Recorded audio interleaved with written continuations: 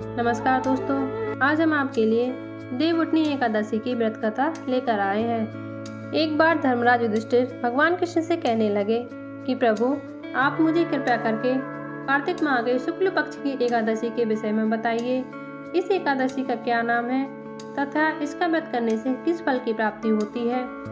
तब भगवान श्री कृष्ण बोले, कार्तिक माह के शुक्ल पक्ष में तुलसी विवाह के दिन आने वाली इस एकादशी को विष्णु प्रबोधिनी एकादशी कहते हैं। यह बड़े बड़े पापों का नाश करने वाली है। इसे प्रबोधिनी एकादशी भी कहा जाता है।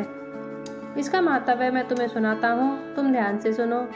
एक राजा के राज्य में सभी लोग एकादशी का व्रत रखते थे। प्रजा तथा नौकर चाकरों से लेकर पशुओं तक को भी एकादशी के दिन अन्न नहीं दिया जाता था। एक दिन किसी दूसरे राज्य का एक व्यक्ति राजा के पास आकर बोला, महाराज, कृपया करके मुझे नौकरी पर रख ले। तब राजा ने उसके सामने एक शर्त रखी कि ठीक है, रख लेते हैं, किंतु रोज तो तुम्हें खाने को सब कुछ मिलेगा, पर एकादशी को अन्न नहीं दिया जाएगा। उस व्यक्ति ने उस समय हाँ कर ली, पर एकादशी के दिन जब उसे फलहार का सामान दिया गया तो वह राजा के सामने जाकर रोने लगा, महाराज, इससे मेरा पेट नहीं भरेगा, मैं भूखा ही मर जाऊंगा, मुझे कृपया करके अन्न दे दो। तब राजा ने उसे शर्त की याद दिलाई, पर वह अन्न छोड़ने को तैयार नहीं हुआ।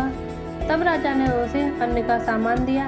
वह नित्य की तरह नदी पर पहुंचा और स्नान कर भोजन पकाने लगा।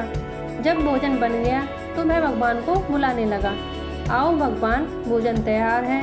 उसके बुलाने पर पीताम्बर धारण किए भगवान चतुर्भुज रूप में आ पहुँचे तथा प्रेम से उसके साथ भोजन करने लगे। भोजन आदि करके भगवान अंतर्ध्यान हो गए तथा वह अपने काम पर चला गया। 15 दिन बाद जब अगली एकादशी आई तो वह राजा से कहने लगा कि महाराज, मुझे दुगना सामान दीजिए, उस दिन तो मैं भूखा ही रह गया। राजा ने कारण पूछा तो उसने बताया कि हमारे साथ भगवान भी खाते हैं, इसलिए हम दोनों के लिए ये सामान पूरा नहीं होता। यह सुनकर राजा को बड़ा आश्चर्य हुआ। वह बोला, मैं नहीं मान सकता कि तुम्हारे साथ भगवान खाना खाते हैं। मैं तो इतना व्रत रखता हूँ, पूजा करता हूँ, पर भगवान ने मुझे कभी दर्शन नहीं दिए। राजा की बात सुनकर वह बोला, महाराज, यदि विश्वास ना हो तो साथ चलकर देख लें। तब राजा एक पेड़ के पीछे छिपकर बैठ गया। उस व्यक्ति ने भोजन बनाया तथा भगवान को शाम तक पुकारता रहा, परंतु भगवान ना आए।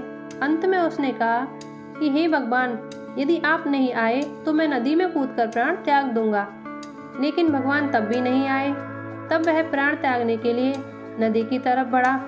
तब भगवान ने प्रकट होकर उसे रोक लिया और साथ बैठकर भोजन करने लगे। खाना खाकर भगवान उसे अपने विमान में बैठाकर अपने धाम ले गए।